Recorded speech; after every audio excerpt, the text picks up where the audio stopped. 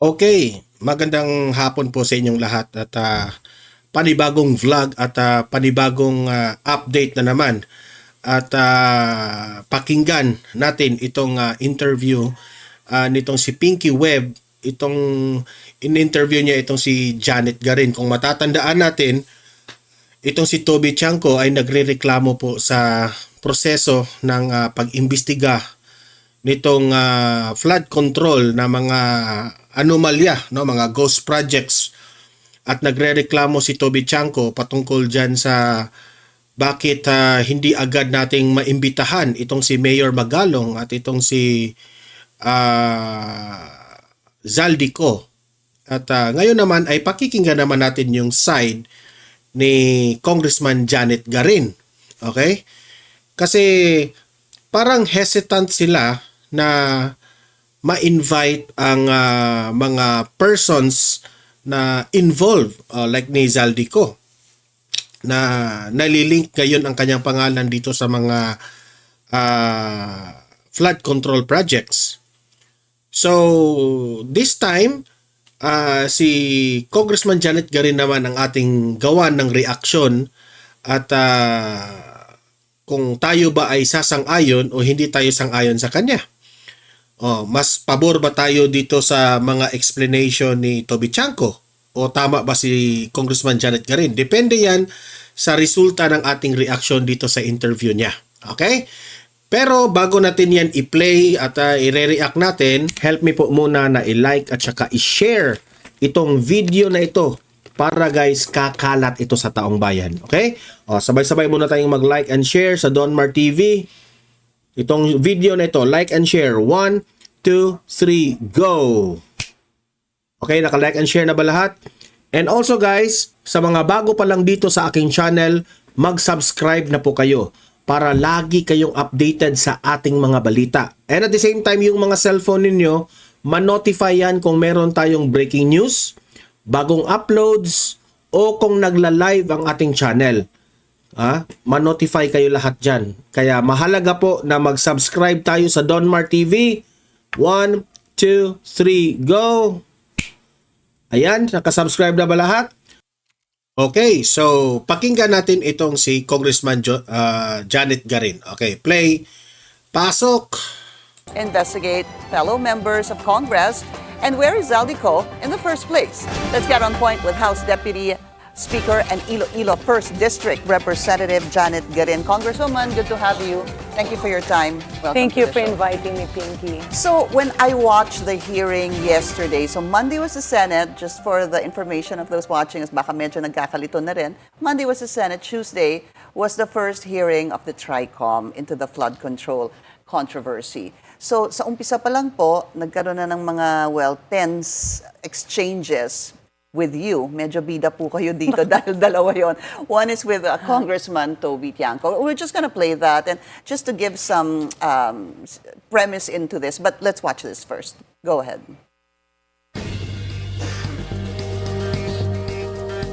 Let us not make the investigation personal. Let us all work together so that in the 2026 budget, while we are ongoing the deliberation, let us identify yung mga singit na flood control projects. Mr. Chair, yun na nga ang problema, no? Nung unang ginawa to, I was against it. How can we investigate ourselves? That is the primary question. Under the name of Congressman Zaldico, ang insertion sa BICAM as proponent siya is 13,803,693,000. And we do not want to invite him as a resource person. Mr. Chair, Comsec, can you show this? Para lang hindi. Mr. Chair, with due court. Wait, I have the floor. Yeah, I have the floor. Yep. I have the floor. No, Mr. I have the floor. Just to run I have the floor. on the record, Mr. I have the floor. You did not refuse Suspend. I have the floor. Motion to suspend. What happened after? So No, you wanted to say something. Yeah, if you will allow me, let's talk about what happened prior. Go ahead. So when you have a committee hearing, there's a list of who will interpellate. I am the first one listed. Maagang-maaga nagpalista na ako doon because I had other appointments. And klinaklaro ko lang nga, ang pinapalabas kasi ni Congressman Toby Tiangco na pinipigilan naming imbitahin si Congressman Zaldico. That's not true. All of us were in unison. Yes, we can invite Zaldi. Because I asked, is he a member? Hindi siya kasama sa imbitasyon kasi hindi member. And then there was a motion, and then Congressman Abante objected. The intention was to divide the House. I called for a suspension kasi sabi ko, teka, bakit tila tayo nag-aaway-away sa loob? Well, Congressman Brian Po is a colleague and the mother was being mentioned. Sabi ko, teka nga, wala namang, we were talking to Congressman Abante, please do not object. Ano ba yung objection mo? And yun nga yung sinasabi niya, we have interparliamentary courtesy. Pero sabi namin, baka naman pwede to shed light. But then, you know, in every hearing, you can request people to be invited during admin matters. However, the committee was being held hostage. Kasi na-divert ni Congressman Toby Tiangco yung usapan doon kay Congressman Zaldico at kay Senator Grace po. We did not, that's why I was trying to interject because it was my time. Ako yung dapat na nagsasalita, ako yung dapat na ni-recognize ng chair. And I was pointing to the fact that we were not objecting, pero ang point ko, imbitahan natin sila, pero dahil hindi naman yan agad-agad, allow me to proceed to my line of questioning. So you were actually going to say that Congressman Zaldico is going to be invited? Yes, prior to that, there were a lot of congressmen talking. Sabi namin, dapat nga siguro talaga siya ang sumagot dun sa issue na yon. But the point of contention on the infracom, ang pinag-uusapan kasi doon is paano na ipapasok ang ghost projects? Paano nagiging substandard? Kasi may mga aligasyon na ang dami ng mga middleman na nag-aalok at nagbebenta. And we wanted to know why. Kasi sabay yung budget hearing, di ba? Wala na si Zaldy. Wala, iba na rin ang mga nasa Senado. Bakit sa 2026 budget, andun yung mga singit na flood control project that we cannot identify the process by which they are being inserted. At ang sinasabi ng galing sa Kongreso, no. Pagdating ng budget sa Kongreso, andyan na siya sa National Expenditure Program. Balikan ko lang po, Congresswoman, yung sinabi niyo po. Bakit may mga ghost projects? Bakit may mga substandard projects? Why, ang sabi niyo po? Hindi ho ba importante din si who? Yes, that's right. That's why we said. Kaya nga, sa kanila, ang tinatrabaho nila, kung paano hindi makalusot itong mga ghost projects, mga insertions. Importante rin yung who. Diba? Dapat merong mananagot. Yan ang laging pinopoint out nitong si Toby Tiangco. Kaya nga, gustong ipatawag si Mayor Magalong Gustong ipatawag as resource person din si Zaldico. Para magkaalaman na. In that way, dyan nyo mabigyan ng proseso na by the next budget hearing, maiiwasan na itong mga insertions na ito. Ayaw nyo kasing parang may hesitant pa kayong i-invite itong mga takot. Ito yung napapansin ng taong bayan Takot kayong i-invite si Mayor Magalong kasi baka itong si Mayor Magalong merong mabanggit na pangalan dyan sa loob, mga kaalyado ninyo. Takot kayong maimbitahan itong si Zaldico kasi baka hindi nakapaghanda kung ano yung isasagot. Baka saka na lulutang itong si Zaldico kung meron na kayong script na nagawa. Ganun ba? Di ba? Importante rin yung who, yung urgent. Ngayon na, pasasagutin na natin. Imbitahin natin, but for the meantime, nawala siya. Kasi papadala mo yan ang invitation. For the meantime, nawala siya, bumubuo pa ng script. Hay, bakit kasi? Nasaan ba talaga si Zaldico? Allow us to proceed to the first interpellator, and that's me. Kasi 9 o'clock dapat ang start. 9:30, I should have started questioning kasi marami kasi kami sa pila. Parang tapos na yung issue na yon. And I presented to Congressman Toby Tiangco, yes, meron tayong dapat tingnan. Pero hindi ba dapat tingnan rin natin paano ito permanently or semi-permanently i-plug? Because my point is, it's being repeated Yeah, eh. but are you interested to find out what happened in the 2025 budget? Yes, we are. Because it can appear, Congresswoman, na you want to fix the 2026 budget and plug the loopholes. And sabi mo nga, may mga ahente, may mga umi-extra, may mga etc. Andun po tayo. Pero doon sa nangyari sa 2025, how Dugtong kasi interested siya eh. are you to We find are out? very interested kasi dugtong siya eh. The allegations na, okay, let's talk about the allegation na meron daw insertion si Congressman Zaldico na how much was that, 13? 13B. Okay. According to Congressman Yeah, Toby Tiangco. that we have to see. Kasi kapag ikaw ang chairman ng appropriation at meron kang nakikitang mga, well, all members will have to submit their request to the chairman of the Committee on Appropriation. And you make a general request covering everybody. That's how it works. A Kaya request for what? Example, meron ka sa distrito mo, nakita mo, oh, may pondo yung tulay, I see, gawa okay. na yan eh. So, these matters, yes, that's why I was saying, that's correct. We look at the small committee, we look at the BICAM, and andyan na yung reforms ngayon eh. Di ba, yung small committee will now be transparent. Pero ang sinasabi namin, dapat buuhin natin. We cannot just focus here. We have to focus on the whole process. Yes, the 2025 insertions should be checked. However, the other alleged insertions, especially the ghost projects and the substandard projects, are not congressional insertions. How do you know that? Because Secretary Bonoan admitted it. Kasi yun nga yung point ng iniimbestiga namin. I asked him the 2 projects that the President visited, can you confirm that these are ghost projects? And he said yes. And we told him who were the proponent, saan ito sa budget nakalista. These were already listed when DBM submitted the budget to Congress. Meaning, it's an agency initiative. That's why I was telling... galing po galing sa sa ahensya, departamento hindi po na galing sa inapprove ng congressman o DBM. congresswoman. Yes. Okay. So ang sabi ko, buuhin natin ito. But that does not mean, no, Congresswoman, that just because yung dalawa pong binisita ng ni Pangulo na natuklasan ninyo, according to the DPWH Secretary, former Secretary Bonoan said, that came from the NEP. Kumbaga, galing talaga sa DPWH. That doesn't necessarily mean all these other hundreds of other projects came from the DPWH. That's why we They were could have been asking. That's why we were insertions. asking him. Kasi, okay, merong mga insertion, yung mga initiative ng mga congressman. Pag may initiative ka, meron kang pagkukunan ng pondo.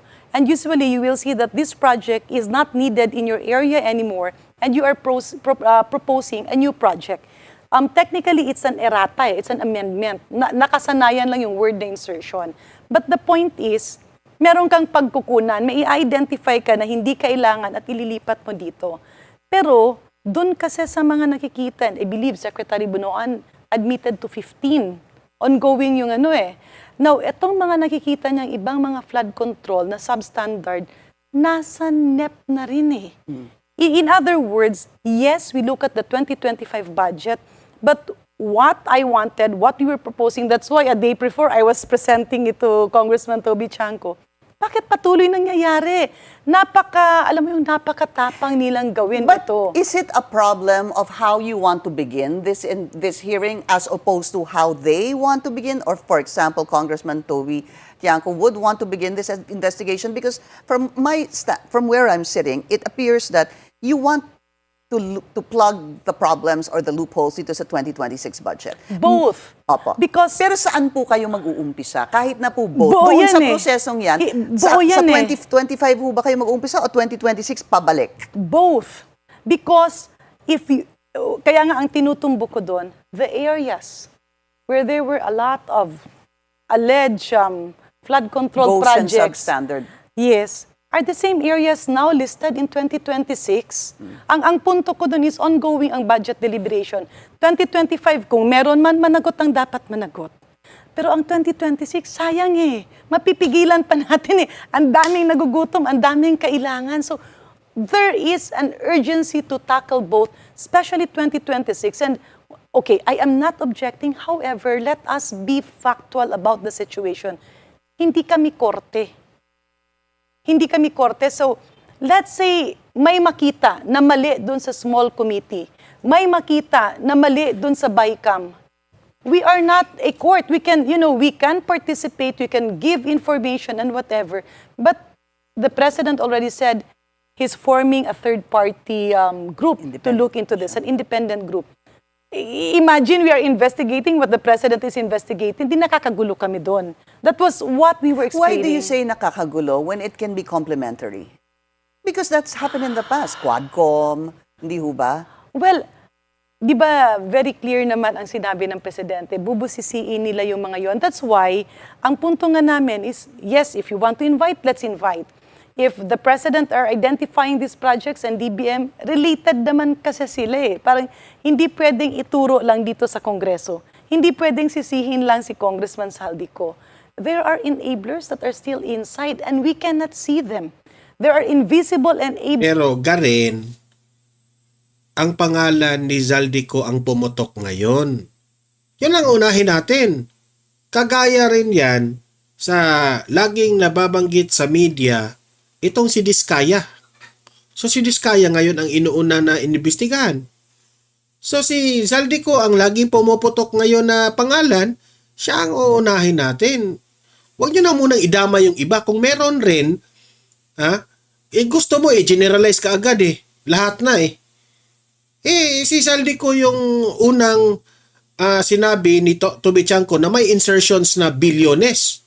So siya muna yung ating tatanungin patungkol dyan. Yun ang punto ni Toby Tiangco dyan.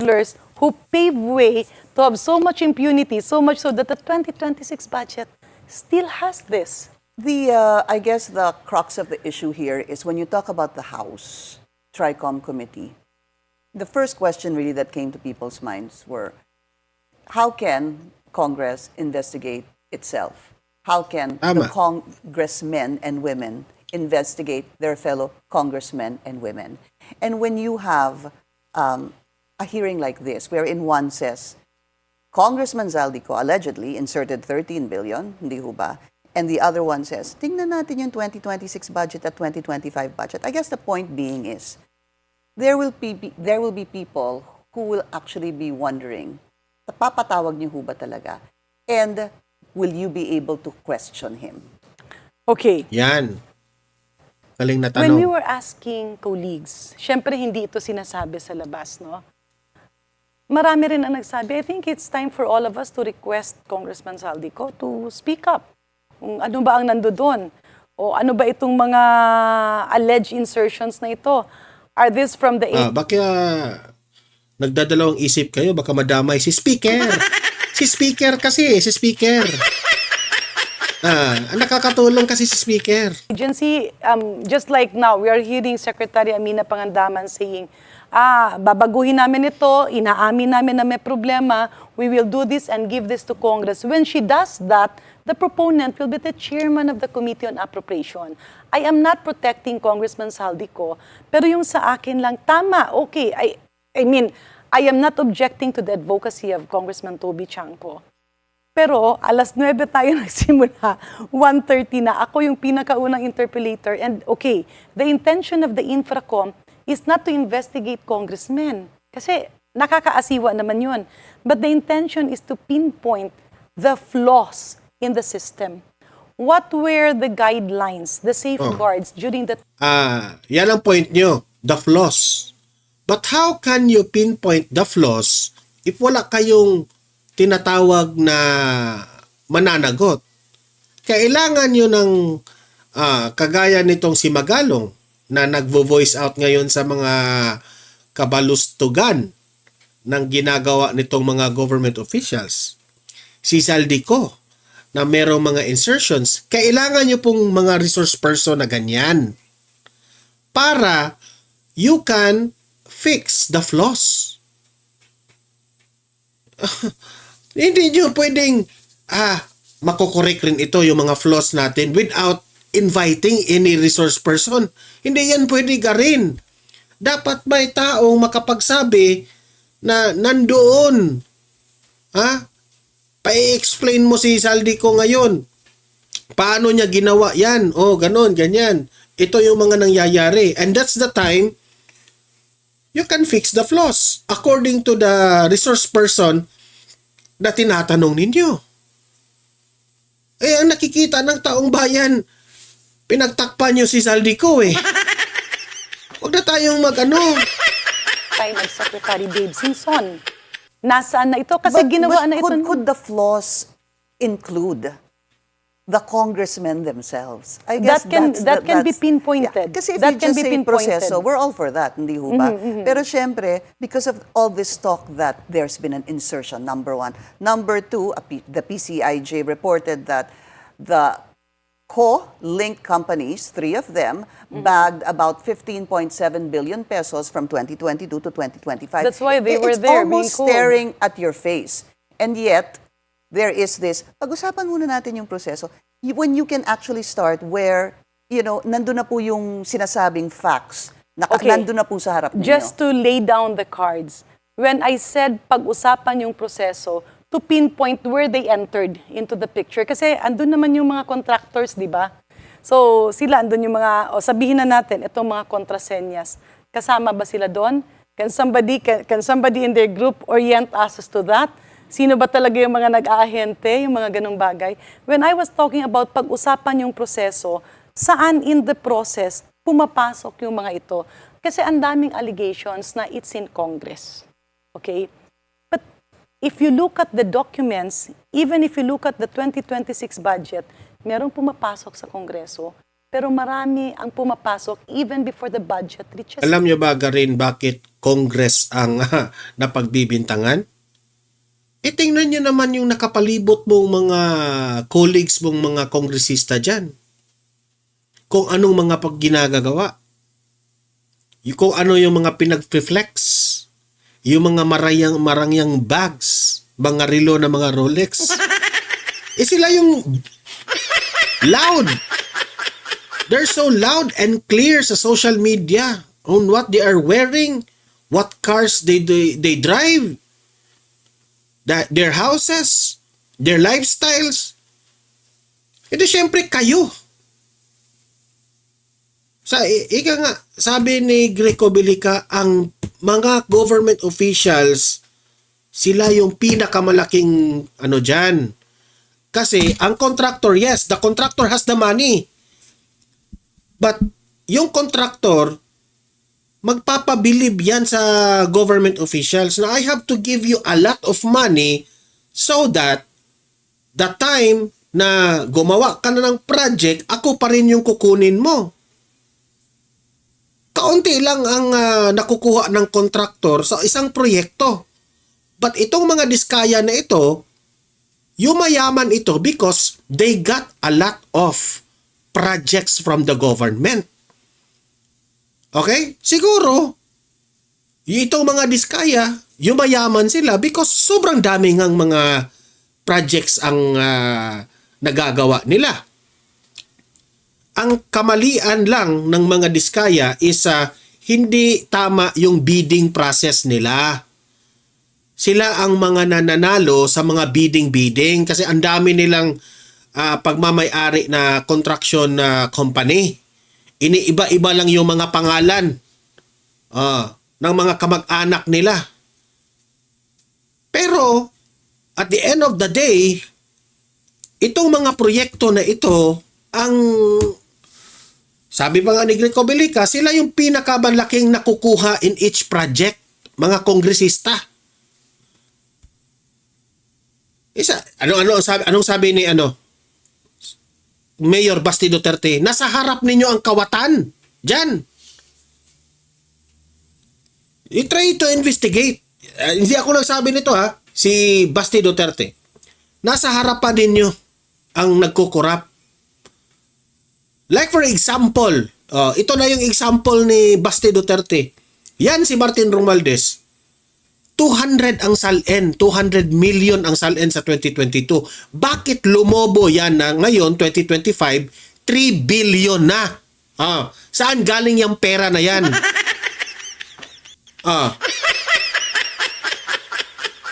Ngayon, i-explain ko sa inyo. Walang sabit ang mga kongresista. Kasi, doon sa napanood natin na mga pelikula, ito raw di umano mga kongresista, merong mga bagman yan. At itong mga bagman na ito, yun ang magre-receive ng pera dito sa mga contractors. Paano nyo yan ba susolve? Paano nyo yan masosolve? Kahit i-fix nyo pa dyan, yung mga flaws nyo dyan, ipatawag nyo yung mga paano, bakit na, yung insertions na yan. Diyan nagsimula. Sila pa rin ang may kontrolado kung saan napupunta ang mga projects na yan sa mga contractor. Sila pa rin ang nagkontrolado nila kung sinong contractors ang gusto nilang ipagawa niyan. Congress. Sa NEP. Yes. And ang problema lang doon siguro, admittedly, yung ibang mga congressman, ay, meron palang ganitong project. Minsan alam mo, minsan hindi mo alam. And usually, malalaman mo kung tapos na. Let me follow up on what you just said. Sabi niyo po, madalas nandun na po sa NEP. Ibig sabihin, binalangkas na po yan, for example, Sorry, ng inayos. The budget was already formed by the DPWH because sabi mo, nandun na po sa NEP. Bago pa pumunta sa, bago niyo And po DBM should busisiin. have identified that. Right. But this is also where the legislators rather come in. Kasi hindi lang naman congressman at congresswoman, even senators, right? They lobby. Hindi ho ba? Would you say, would you admit that you yourself lobby to the DPWH to include this and that for the needs of the first district, is it, that you represent? True. Okay. You lobby, you ask for projects for your constituencies, but you can clearly see, alam mo yung magtataka ka, okay, bakit ito lahat mga ganito lang yung amount? Bakit merong iba na talagang ganon? Makikita mo yung mga ganon. Matataas. Oo. Pare-pareho yan eh. Like, it's in specific areas na nangyayari siya paulit-ulit. But yung mga congressman- Okay, you lobby for projects. And then pagbibigyan ka, parang talagang pahirapan yun. Pero bakit dito sa ibang area, napakadali ng bilyon-bilyon na mga project? Yun yung, why is it happening? Ano ang usapan doon? What is the answer to that? Is it because malakas po kayo sa leadership? Ganun ho ba? I Yan. don't think so. I don't think so. I don't think so ka pa eh. According mo ka rin. Aminin mo na. That's why I wanted that discussed. But you obviously have an idea. Why, Yes. Of course. Okay. We'll take a very short break. We'll continue our discussion with House Forward Deputy natin. Speaker Iloilo 1st District Representative Janet Garin. Congresswoman, we need to talk about the 2026 budget. So many issues there. But before we go there, just to end this first topic, kailan ho iimbitahin si Congressman Zaldico? Number one. Follow-up question, where is he? Yan. Has he been attending any of the sessions? Yan ang pinaka magandang tanong.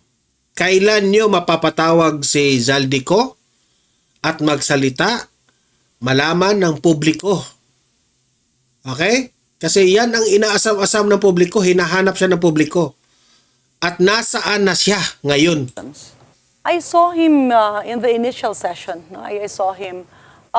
When will he be invited? What I was hearing from the chairman was that he will be invited. They did acknowledge that he was abroad and they sent message. And my understanding is that he will be back. So yun yung, that's the limitation. I'm not part kasi of the chairman of the tri-committee.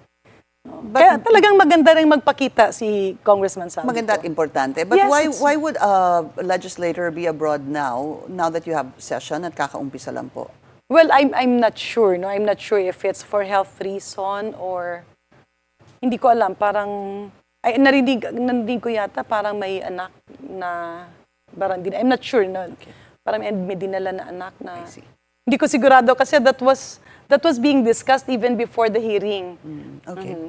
So definitely he will be invited. Okay, we'll leave it at that. 2026 budget. There's a lot of concern. Even the president, even Secretary Vince Dizon, I had him here last night. At sabi nga niya, bubusisiin niya yung buong DPWH budget dahil there are some congressmen, I think it was Congressman Marcy Teodoro or Congressman Puno, who actually said there are entries rather in the 2026 DPWH budget that were already either done or completed. Duplicate entries. O a duplicate entry. So sabi po ni Sec Vince, he will look into this one by one. Would that be enough? Or would that be the start?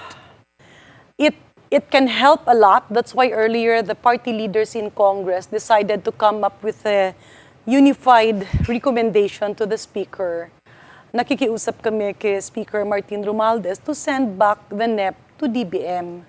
Kasi narinig naman natin ang Presidente, very clear yung direction niya. Bawat piso na binabayad natin sa ating mga buwis ay mapunta kay Juan at Maria de la Cruz. And the President said, do not mangle my budget. We respect that. At tama din siya eh.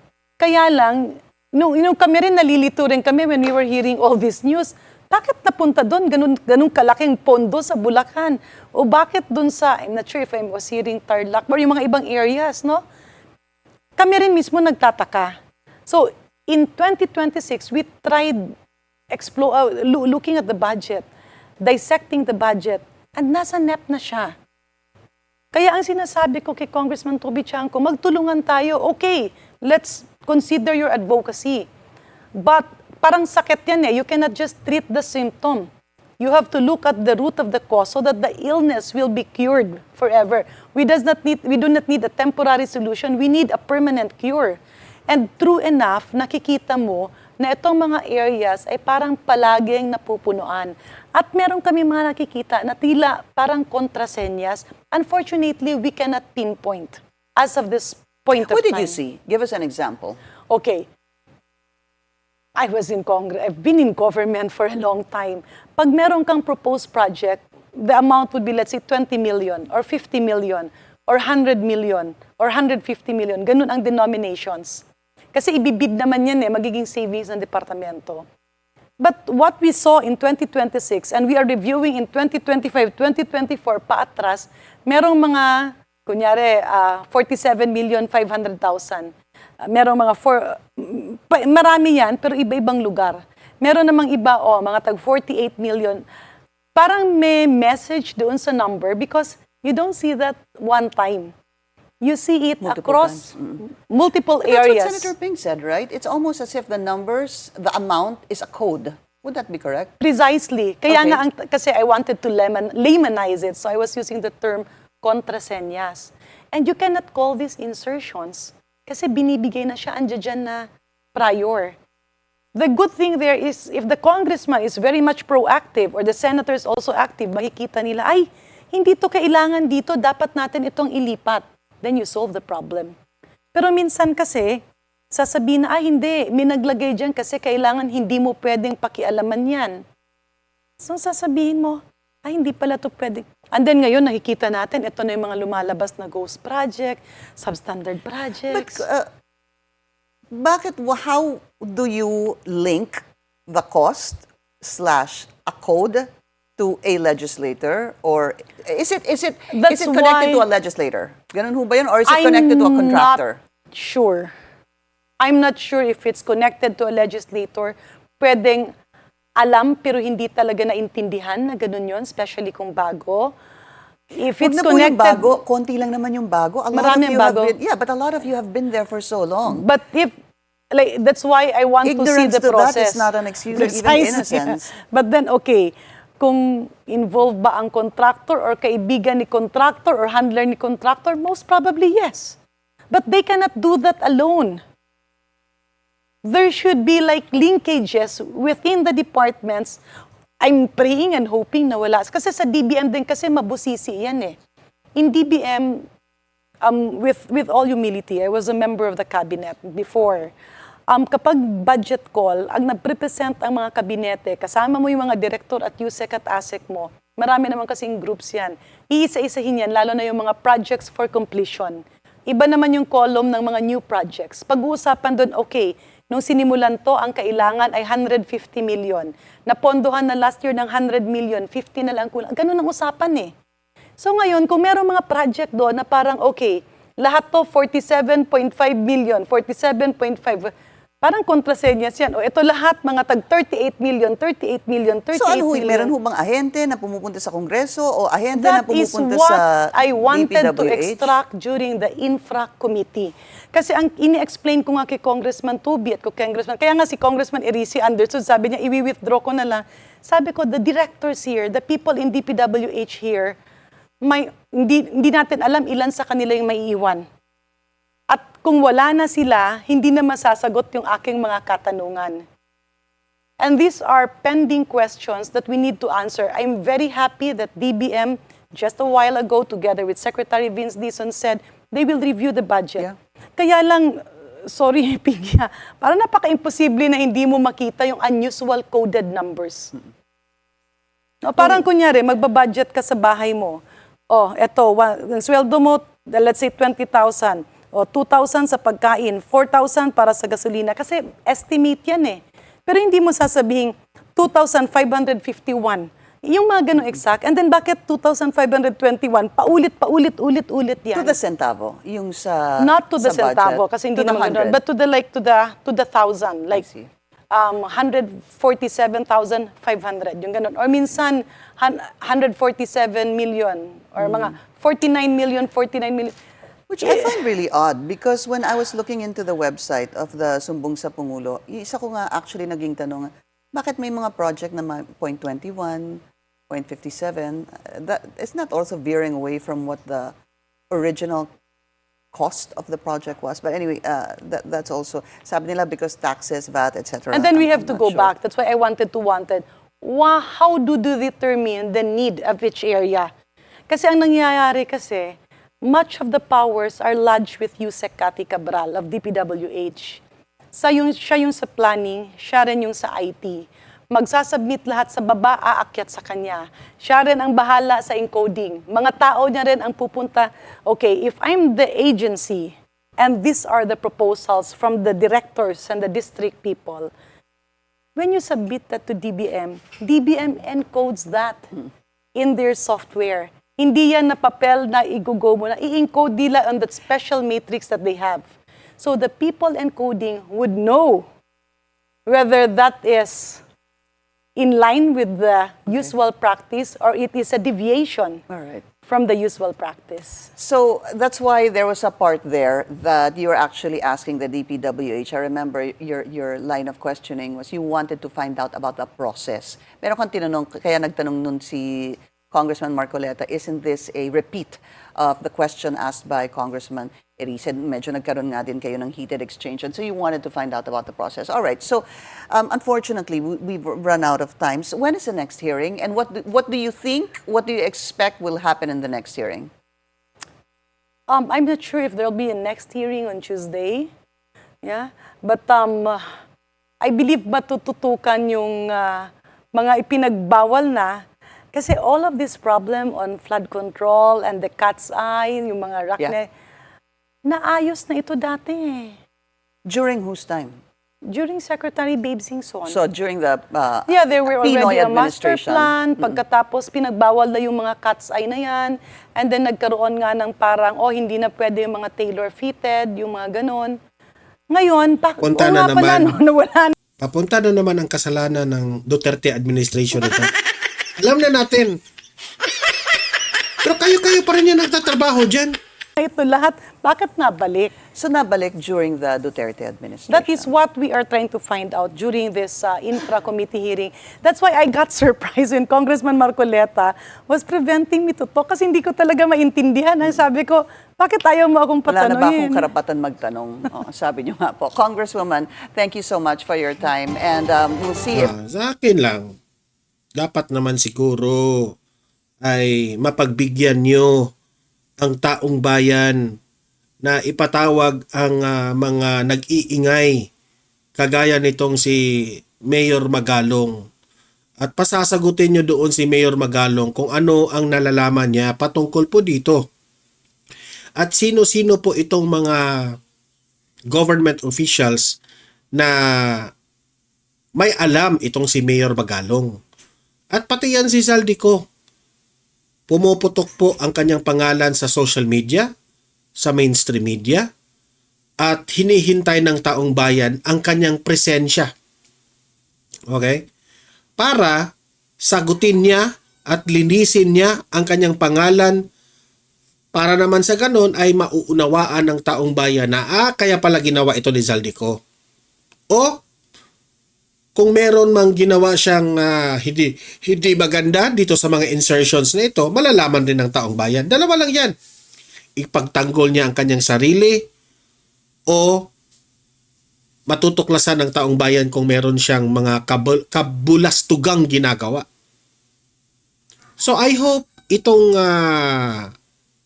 House of Representatives, wag kayong masyadong magpa-obvious na nagkampihan kayo dyan. Okay? Sabi nga ng taong bayan, paano natin ito ma-resolve itong issue na ito? Karapat-dapat ba na kayo dyan ang mag-imbestiga sa mga problemang yan na mismo mga kaalyado nyo ang gumagawa ng kabulastugan? Di ba? So paano niya yan? Kagaya niyan, si Zaldico. Hindi natin alam kung anong ang... Siyempre, nagkakaibigan na kayo dyan. May utang na loob na yung iba, siguro. Hindi natin alam. Kaya, di talaga mapipigilan yan na meron talagang mag-protekta kay Zaldico. Kasi kaibigan na kayo dyan. Di ba? And I find it also useless itong third party na gagawin ni Bongbong Marcos. Na merong third party na bubuuhin si Bongbong Marcos para dito sa mga nagkukurap sa... Alam mo, Bongbong Marcos, it's already useless. Bakit mo kasi binuwag itong PACC ni Greco Bilica binuo yan ni former President Duterte. Yang PACC na yan, lagi ko yung sinasabi sa vlog ko. Ito yung magbabantay sa mga corrupt. Philippine Anti-Corruption Commission.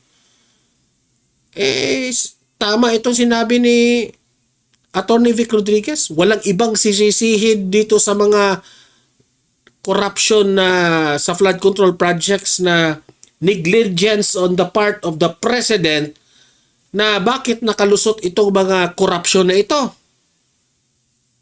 Nagmamayabang ka pa, 5,500 flood control projects. Yun pala, ang daming ghost projects, ang daming substandards, ang daming palpak na flood control.